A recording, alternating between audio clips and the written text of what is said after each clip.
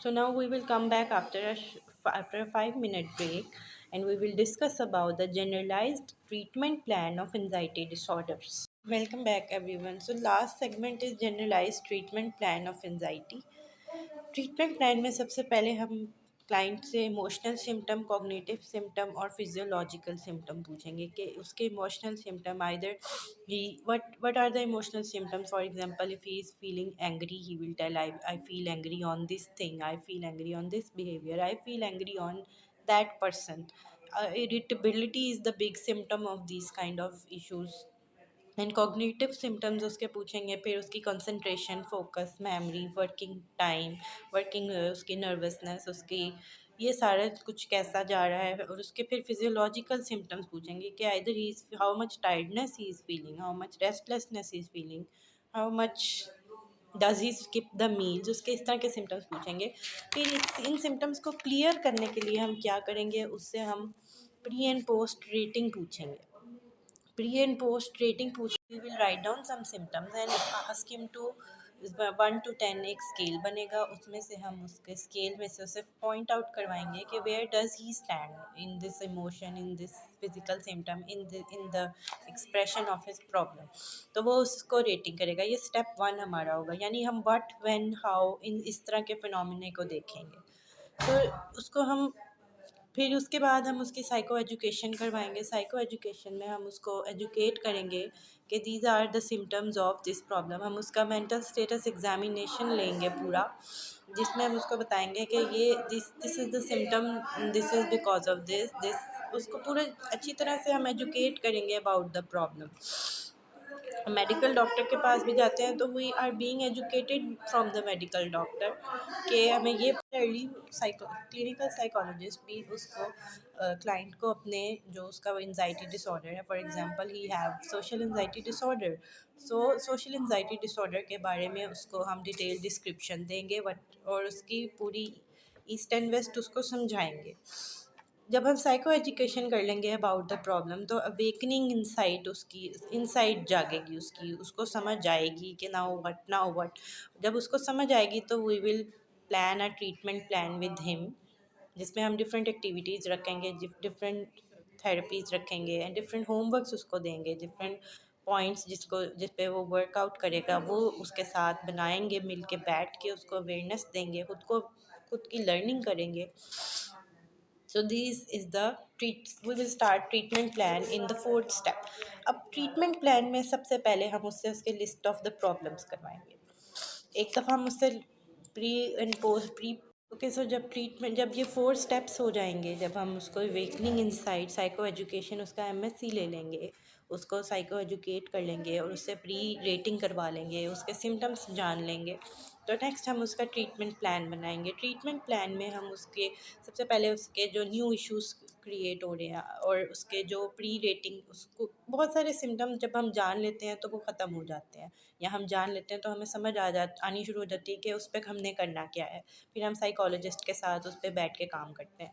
So list of the problems help करेंगी. तो ये नेगेटिव बात है. अब इसका पॉजिटिव क्या हो सकता है? डबल कॉलम टेक्निक हम उस पर अप्लाई करेंगे, जिसमें 2 कॉलम्स बनाएंगे, जिसमें 1 में हम नेगेटिव कॉलम बनाएंगे, जो भी उसके नेगेटिव इश्यूज़ हैं, जो भी फिर हम उसको पॉजिटिव के साथ चेंज करेंगे कि इसका पॉजिटिव क्या हो सकता है. उसकी कांट स्टेटमेंट्स को कैन में क्रिएट करेंगे, उसकी जो भी डाउन स्टेटमेंट्स हैं उसको अप स्टेटमेंट्स में लेके जाएंगे.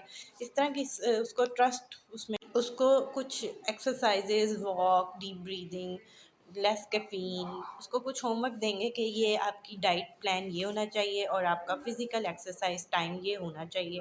उसका टाइम टेबल बनाएंगे, उसके टू डू लिस्ट उसको बनाने के लिए कहेंगे. To do list in anxiety very working. हम उसको जब टू डू लिस्ट बनाएंगे तो हम उससे चेक करेंगे कि did you do the work. हम उससे पूछेंगे कि हमने ये काम किया या नहीं किया. वो बताएगा मैंने किया, फिर उसको वो बताएगा मैंने जब किया तो मुझे ये प्रॉब्लम्स आए. इस तरह से उसके प्रॉब्लम्स को हम आइडेंटिफाई करवाएंगे उसके ज़रिए और ख़ुद हम जानेंगे. सो नेक्स्ट फिर अगर किसी क्लाइंट को फॉर एग्जांपल फोबिया है, फोबिक है, वो हाइट से फोबिया है, उसको किसी वाटर फोबिया है, तो हम उसकी लिए सिस्टमेटिक डिसेंसिटाइजेशन करवा सकते हैं, जिसमें कि 7 स्टेप्स होते हैं.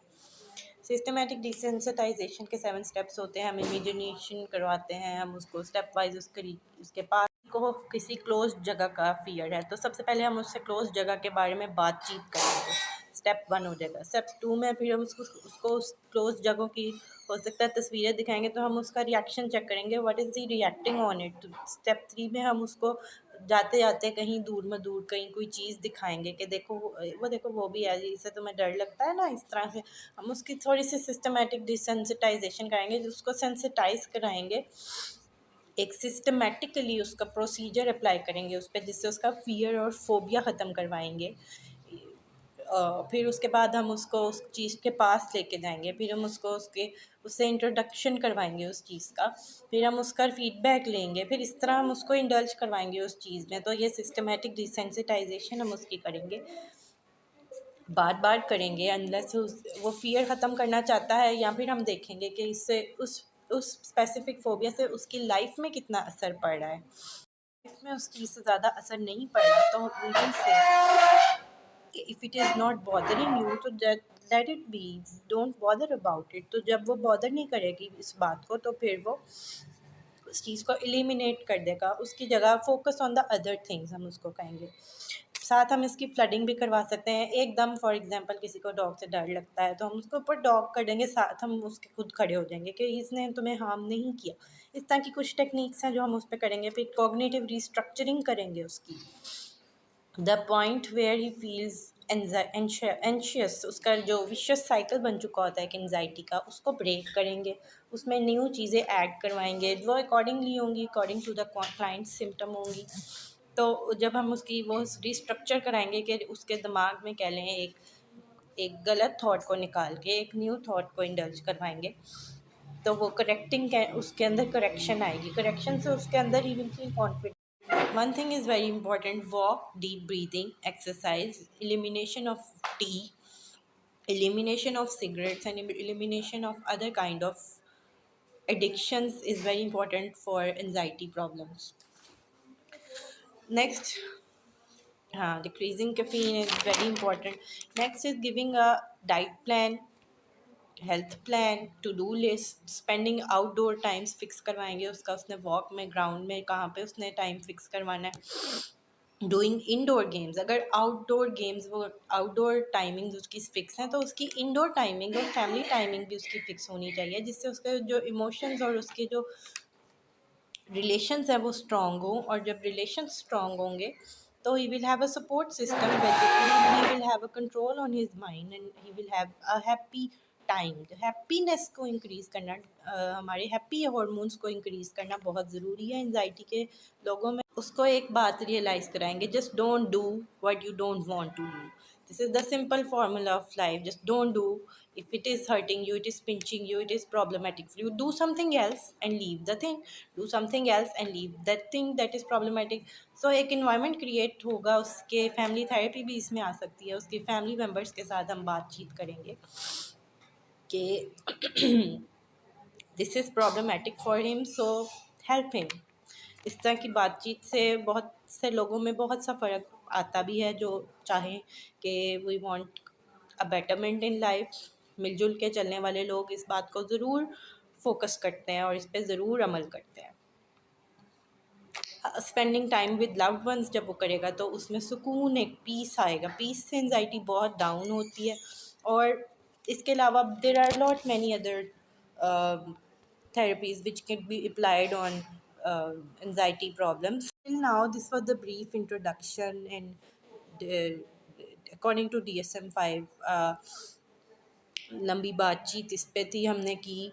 हमने जाना कि एंजाइटी क्यों का क्या चीज़ कॉज करती है, क्या चीज़ एंजाइटी को बढ़ाती है, क्या चीज़ एंजाइटी एक्सप्रेस कैसे होती है, हमने देखा। और हमने देखा कि एंजाइटी की हाँ, लास्ट में हम उसकी पोस्ट जो रेटिंग है कि अब उस पर रिस्ट्रक्चरिंग के बाद सारी थेरेपीज़ जितनी भी हम अप्लाई कर चुके हैं, उसके बाद उस पर क्या असर आया है। Where does he now stand, where does the problem of anxiety stand now.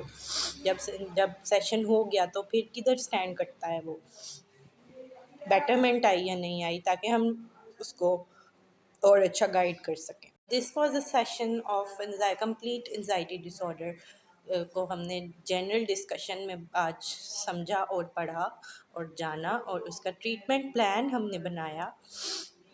कुछ बेसिक बातें हमने डिस्कस की। इंसाइट अवेक करना बहुत ज़रूरी है और इमेजरी करवाना बहुत ज़रूरी है for the anxiety problems. Discussion बहुत सारी बातों को ख़त्म कर देती है।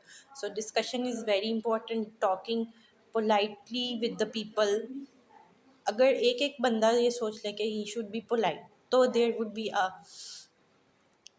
be a situation that is very polite. There would be a gathering that is very polite and loving and supportive for each other. So be a support system for others. So this was all about anxiety disorders. Thank you very much.